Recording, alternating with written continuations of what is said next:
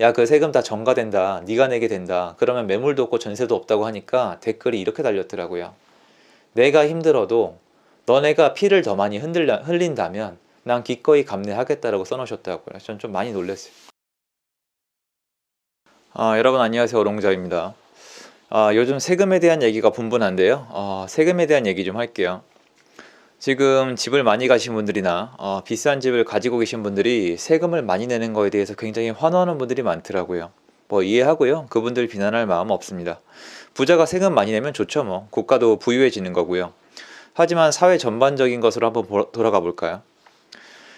지금 보면은 부동산 양도세가 집을 팔게 되면은 1억이 남으면 6천에서 7천을 내야 돼요. 물론 이걸 피해가는 방법은 있지만 일반적인 얘기를 좀 해볼게요. 예를 들어서 여러분 집을 팔아서 1억이 남았는데 6천에서 7천을 만약에 세금으로 떼간다면 이거랑 똑같은 거예요. 여러분이 한 달 월급을 100만 원을 받는데 60에서 70만 원을 세금으로 떼가는 거예요. 근데 여기서 여러분이 이 생각을 왜 안 하냐면 여기서 끊겨요. 야, 부동산은 불로소득이고 내 거는 노동소득인데 그게 말이 되냐? 이건 감정이죠. 말이 되냐 안 되냐는 따질 수가 없죠. 말이 왜 안 되는데요? 말하고 있잖아요 지금, 그죠? 말은 됩니다. 제 말은 여기 감정을 넣어서 여기 연결고리를 끊어 놓는 게 지금 시대 정신이에요. 그런데 제가 예전 영상에 말씀드렸지만 불로소득은 없어요. 짧게 말씀드리자면 불로소득, 노동을 하지 않고 버는 소득은 없어요. 왜 그러냐면 불로소득이 존재한다면 여러분이 이미 그것을 가지고 있을 거예요. 세상에서 제일 좋아하는 거잖아요. 불로소득이 없다는 건 여러분이 불로소득이 존재하지 않는다는 거예요.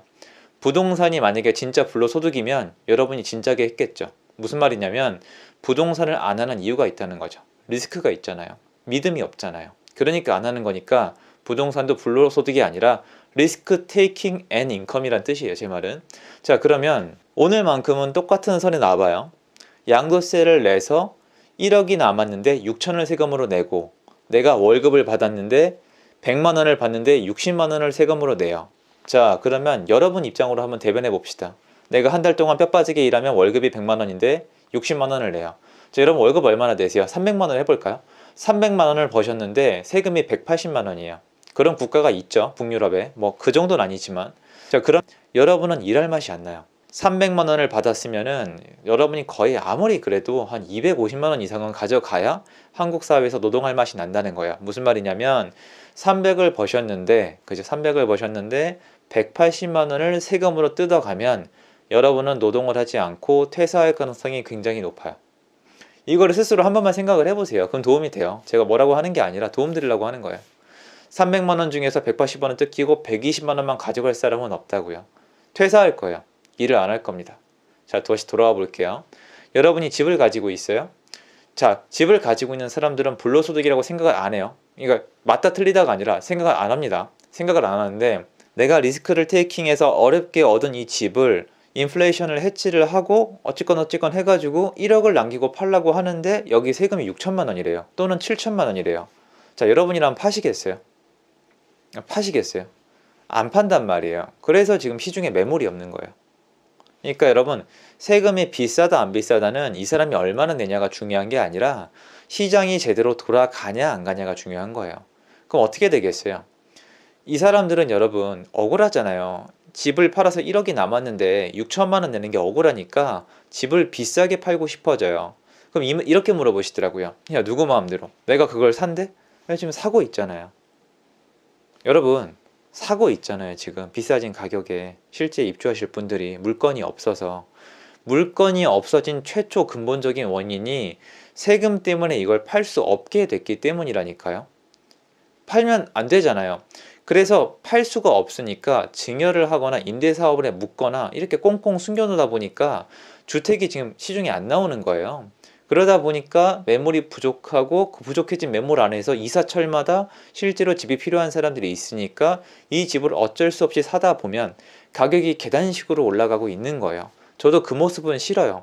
신혼부부들이나 아니면 아이들이 커서 이사하실 분들이 집을 못 구하는 거 저도 보기 싫고 이상하다고 생각을 해요. 그런데 그럴 거면 세금이 많다 적다가 아니라 정상적이다 라는 표현을 쓰셔야 돼요. 정상적이란 뜻은 뭐냐면 여러분이 부동산에 가서 내가 원하는 매물을 적절한 개수 중에서 고를 수 있는 상황이 돼야 돼요. 가격은 나중에 얘기하기로 하고요. 물건 자체가 많아야 돼요.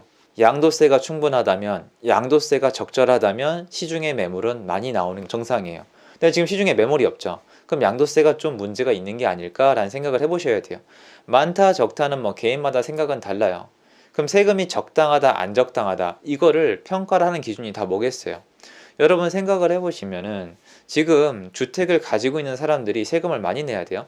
취득세 문제 얘기해 볼까요? 여러분 취득세는 뭐냐면 여러분이 지금 다주택자라면 12%를 내야 되거든요. 12%에다가 또 가산하면 13.2%가 되겠죠. 12%라고 해볼게요. 여러분이 5억짜리 집을 사면은 12%니까 6천만 원을 세금 내야 돼요. 여러분 5억짜리 집 사면서 6천만 원 세금 내시겠어요? 5억짜리 집을 사면서 6천만 원짜리 집을 내시겠냐고요. 쉽게 얘기해서 이거예요. 여러분이 연봉 3억 원짜리, 연봉 3억이면 너무 심하죠. 죄송합니다. 그러면은 여러분이 연봉 한 3천만 원, 연봉 3천만 원짜리 직장을 들어가는데, 연봉 3천만 원짜리 직장을 들어가는데 그 수수료로 400만 원을 내야 돼요. 400만 원 있어야 스타트가 가능한 거예요. 하기 싫으시겠죠. 누가 직장도 없는데 처음에 400만 원을 내요. 분리하지 말고 그냥 예를 들어 드리는 겁니다. 그럼 주택을 살 때 6천만 원을 내기 싫죠. 그럼 어떻게 되겠어요? 집을 안 사요. 다만 내가 살 집 한 채만큼은 1.1%예요. 이게 보면은 되게 좋아 보여요. 저도 인정합니다. 정상적인 면이 있어요. 근데 문제는 뭐냐면 이렇게 하면 시중에 전세가 안 나와요. 주택을 두 채 이상을 가지고 있는 사람들이 내가 거기 실제로 거주하지 않고 남한테 세를 줘야지 이게 전세로 나오는 거잖아요. 그런데 이 사람이 내가 실제로 거주할 집이 아니고서는 세금이 너무 비싸서 살 수가 없다면, 또한 산 다음에 보유세가 너무 비싸서 살 수 없다면, 또한 전세를 놨다가 나중에 팔 때 양도세가 비싸서 팔 수가 없다면 애시당초 처음부터 구입을 하지 않겠죠.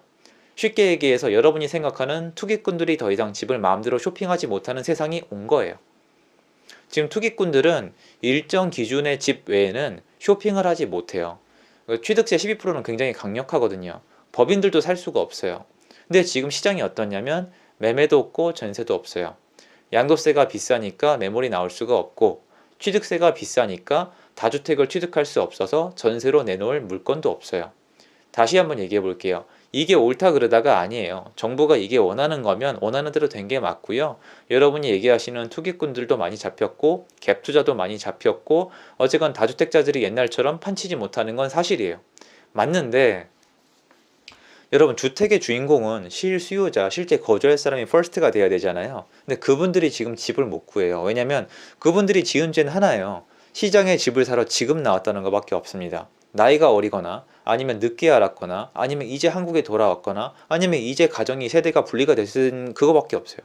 근데 지금 나왔다는 이유만으로 폭등한 집값에 맞닥뜨려야 되고 폭등한 전세가를 맞닥뜨려야 돼요. 그런데 이 상황이 과연 지금 세금 체계와 전혀 관련이 없을지, 지금 세금 체계를 여러분 월급에 대입해서 한 번만 생각을 해보세요. 내가 과연 월급을 받았는데 60%를 세금으로 내고 그 일을 하고 싶을지, 아니면 내가 과연 12%란 세금을 내고 직장을 가지고 싶을지, 이런 거. 그러니까 직장이 아니라 약간 고용하는 게 좋겠네요. 얘는 전세를 놓는 개념이니까 내가 어떤 직원을 뽑아요. 직원을 뽑아서 나중에 이제 이 사람이 나한테 일을 해줄 건데 뽑을 때마다 돈을 줘야 된다면 부담스럽겠죠.